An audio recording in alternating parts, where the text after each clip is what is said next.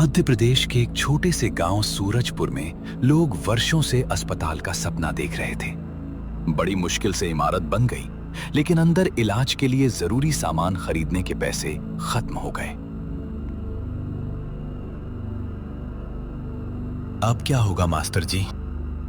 बिना मशीनों और बेड के अस्पताल किसी काम का नहीं। अगर जरूरत पड़ी तो मैं अपनी पुरानी बाग वाली जमीन बेच दूंगा। सभी लोग हैरान हो जाते हैं। तभी वहां अचानक से बादल छा जाते हैं आसमान में और बादल गरजने लगते हैं। मास्टर जी और रघु घर की ओर जाने लगते हैं।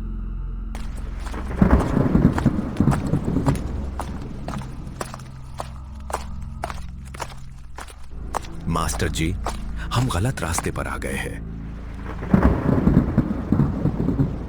तभी दूर एक टिमटिमाती लालटेन दिखाई देती है।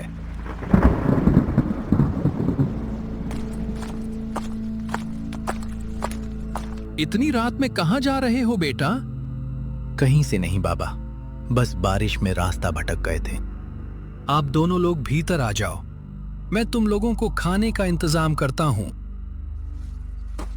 बूढ़ा उन्हें खाना देता है, लेकिन जब शिवनाथ पानी पीने जाता है तो देखता है कि झोपड़ी के पीछे कोई नहीं है, ना गाय, ना बैल, ना कोई इंसान। फिर भी आवाजें आ रही हैं। विश्वनाथ मास्टर जी चुपचाप घर में आ जाते हैं और रघु से ये सारे में सब बता देते। दोनों लोग घर से बाहर निकलते हैं और देखते हैं कि बूढ़ा बरगद के पेड़ के नीचे एक गड्ढा खोद रहा होता है। इस गड्ढे में सोना दबा है, अगर चाहो तो ले जाओ, तुम्हारी सारी समस्याएं खत्म हो जाएंगी। दूसरे का धन लेकर बनाया गया अस्पताल लोगों को जीवन नहीं दे सकता। हम गरीब हैं, लेकिन बेईमान नहीं।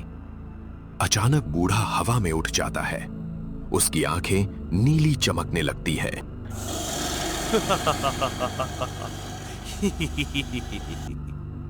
मैं इस गांव का पुराना वैद्य था।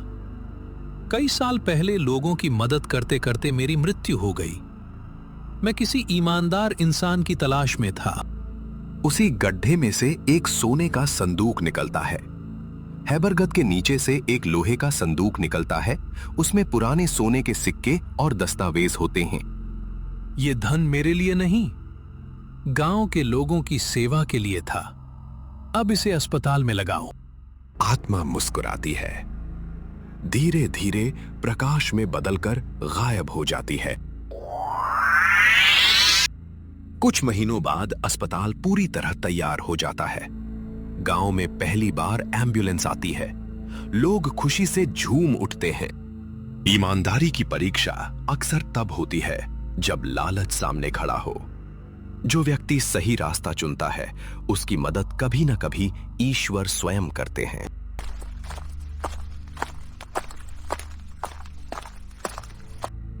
मास्टर जी, हम इतने सारे सोने का करेंगे, आखिर क्या इससे?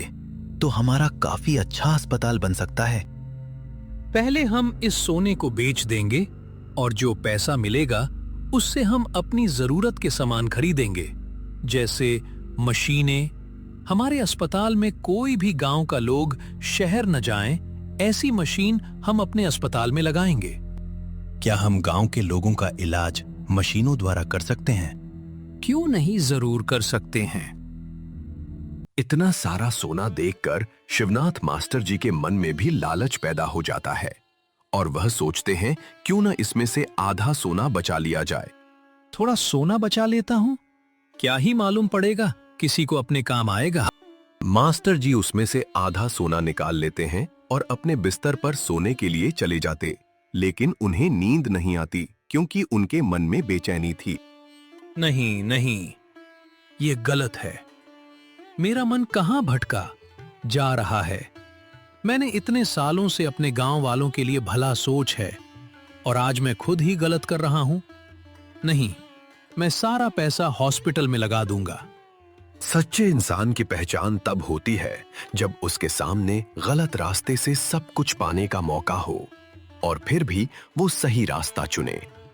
और यही मास्टर जी ने किया ना, कि अपना भला सोचकर पूरे गांव वालों का भला सोचकर सारा पैसा हॉस्पिटल में लगा दिया। अच्छे इंसान की पहचान उसकी दौलत नहीं बल्कि उसकी आत्मा से होती है। जिसकी आत्मा साफ और पवित्र है वही एक अच्छा इंसान है।